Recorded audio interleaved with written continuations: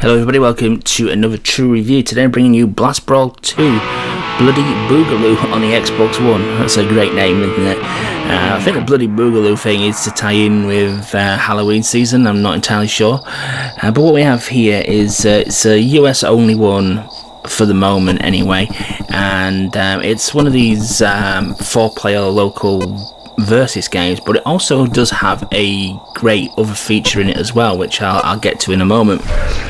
Now, just apologies in advance, there's no footage of the actual versus mode or multiplayer going on here because I actually had a group of people around specifically to film the footage of playing in multiplayer with 4 pads, so the game in full action, and unfortunately the file's corrupted, so I lost all that 2 hours of footage that I managed to capture.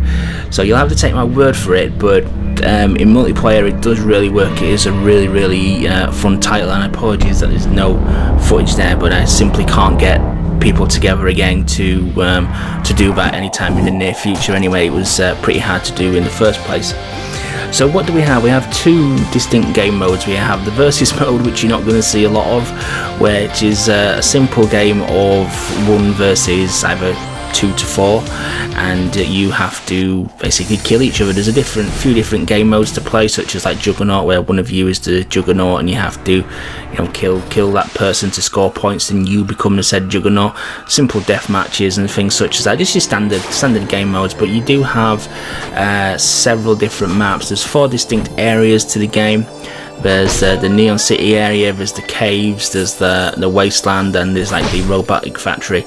And in versus mode, each of these areas have 4 distinct maps, so that's like 16 maps in total there for the versus mode.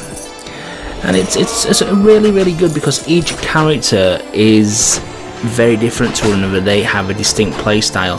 Whether you play the Brawler, who has a combination of fists and a shotgun, you play as the Warrior, who relies on a sword and magic attacks. You have the big massive hulking Vanguard, who is very hard to hit. If you attack him from front, all your blows will be deflected, and he has a massive crush attack where he launches himself into the air and slams down at his opponent. He's a very tough opponent to kill there. But then you do have things to counter that. You have the Sniper, who's a long range character, who's very interesting to play of all the classes because he does really change the dynamic of the entire game.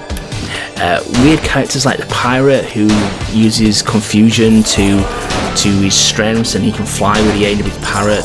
He hits you with his bottle of rum or whatever it is, and your controls go absolutely mental and just don't do anything that you want them to do for a period of time.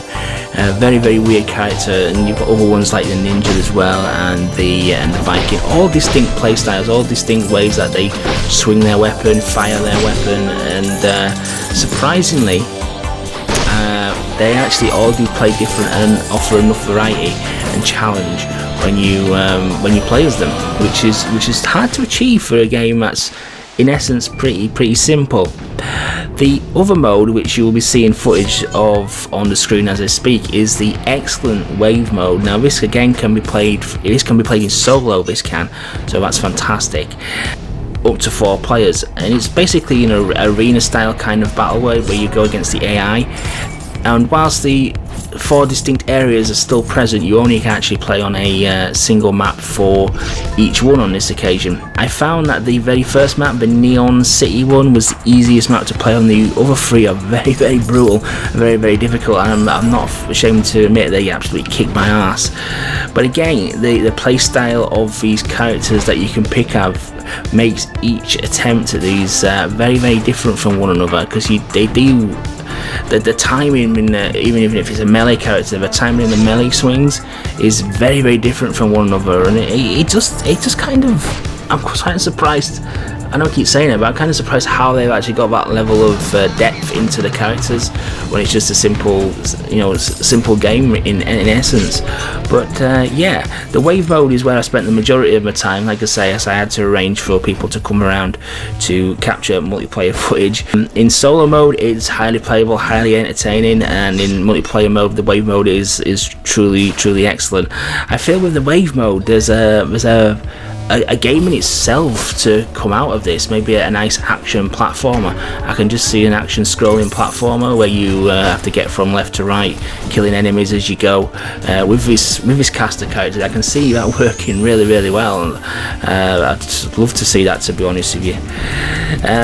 Just scooting back over to, well, this is really for both modes as well. One disappointing aspect of it is that there's no bot feature, which basically means if you are a solo player or you don't get a lot of people around every all the time like myself, the versus mode is pretty much locked off to you, because there's not even a bot mode where you can go against the AI, which is surprising really, because in versus mode, when you get to the later rounds, versions of the other playable characters actually do invade your game and you do have to actually kill them. So it obviously was programmed in there. I'm just not sure why no bot mode was included for at least the versus mode. I mean, if it is in there, I haven't been able to find it. All the characters need to be unlocked by the Brawler and Warrior, who are available from the start.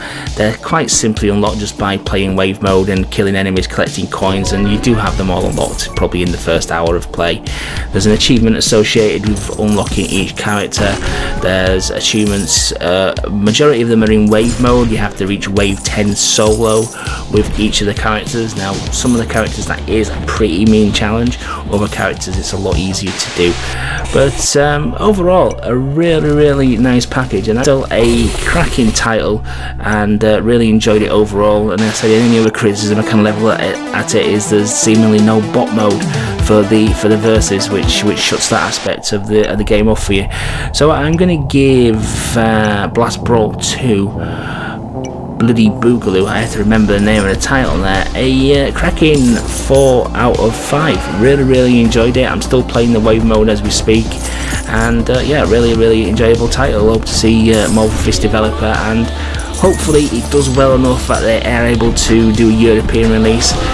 If not, European watchers and other region watchers, you can obtain the title if you do change your region to US region, and you would have to obviously buy some US Microsoft currency as well, which you'd obviously have to check your local listings there, but there is ways to access this if you do want to get it immediately. So thanks for watching, guys. Please remember to like, comment and subscribe. I'll catch you in the next video.